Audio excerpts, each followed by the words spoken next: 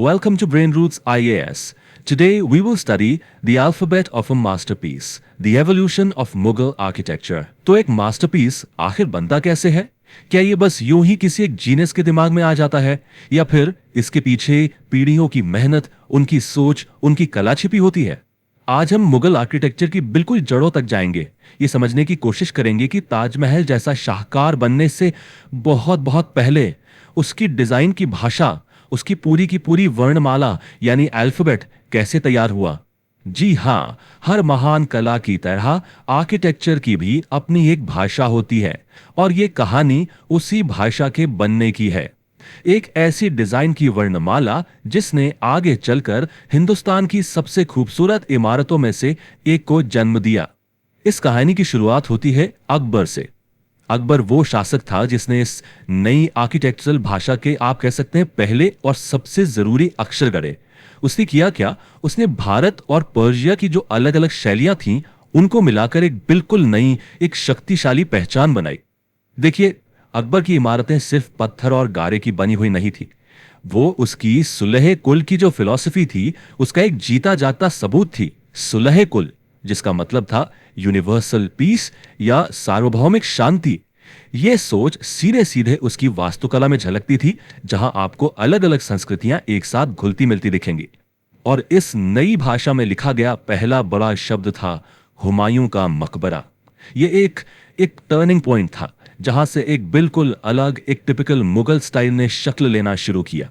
इस मकबरे ने इस वर्णमाला में 3 जबरदस्त रेवोल्यूशनरी अक्षर जोड़े। पहला, भारत का पहला असली डबल डोम।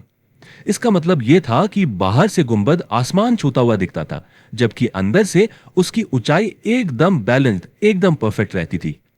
दूसरा था हैश्ड बेहेश्त, यानी एक पैराडाइज का लेआउट, एक बहुत ही कॉम्प्लेक्स और सिमेट्रिकल डिजाइन। और तीसरा, वो शानदार कॉम्बिनेशन लाल बलुआ पत्थर और सफेद संगमरमर का, जो आगे चलकर मुगल आर्किटेक्चर की एक पहचान ही बन गया। अकबर का जो बढ़ता हुआ आत्मविश्वास था वो जैसे पत्थर में ढल गया हो फतेहपुर सीकरी में। ये पूरा का पूरा शहर इंडियन और पर्शियन स्टाइल के संगम का एक जिंदा उदाहरण था, जो खास तौर पर आपको इसके महलों में दिखाई देता है। इस संगम का, इस सिंथेसिस का सबसे बेहतरीन उदाहरण मिलता है जोधाबाई के महल में। यहां पर गुजरात की जो मंदिर वास्तुकला है उससे लिए गए डिजाइन्स आपको साफ साफ दिखते हैं, जैसे घंटमाला के मोटिव्स, कमल के फूल की खूबसूरत नक्काशी और मंदिरों की तरह झुके हुए पत्थर के ब्रैकेट्स। तो अकबर ने नींव रखी और फिर दौर आया जहांगीर का। अब देखिए, जहांगीर को एक मजबूत, शक्तिशाली साम्राज्य विरासत में मिला था, तो उसका ध्यान पावर और भव्यता से हटकर सुंदरता और बारीकी पर गया। उसने इस भाषा में नजाकत और सजावट के नए खूबसूरत अक्षर जोड़े। यहां पर एस्थेटिक्स में, यानी सौंदर्य शास्त्र में, एक बहुत बड़ा बदलाव आया।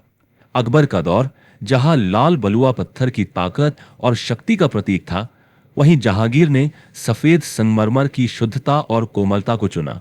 जो एहसास था वो भारी भरकम से बदलकर नाजुक, डेलिकेट और खूबसूरत हो गया। और इस पूरे बदलाव का प्रतीक बना एक छोटा सा लेकिन बेहद खूबसूरत मकबरा, इत्मादुद्दौला का मकबरा, जिसे लोग प्यार से बेबी ताज भी कहते हैं। सच पूछे तो ये वो इमारत थी जिसने मुगल आर्किटेक्चर का पूरा रुख ही बदल दिया। और इसी इमारत ने दुनिया को एक नई, एक रेवोल्यूशनरी टेक्निक से मिलवाया, पियात्रा दुरा यानी पच्चीकारी। ये संगमरमर में कीमती पत्थरों को, जैसे कार्नेलियन, जैस्पर और टर्कोइस, इनको जड़कर इंट्रिकेट डिजाइन्स बनाने की कला थी।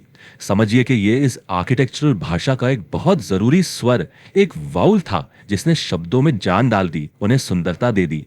पीतरा द्यूरा की सबसे बड़ी खासियत यह थी कि यह पत्थर पर की गई किसी पेंटिंग की तरह दिखती थी, जिसकी सतह एकदम एकदम चिकनी होती थी। इसने बड़ी बड़ी भारी भरकम नक्काशी के जगह फूलों और कुदरती पैटर्न पर जोर दिया। यह पहले की शैलियों से कहीं ज्यादा नाजुक और रिफाइंड थी।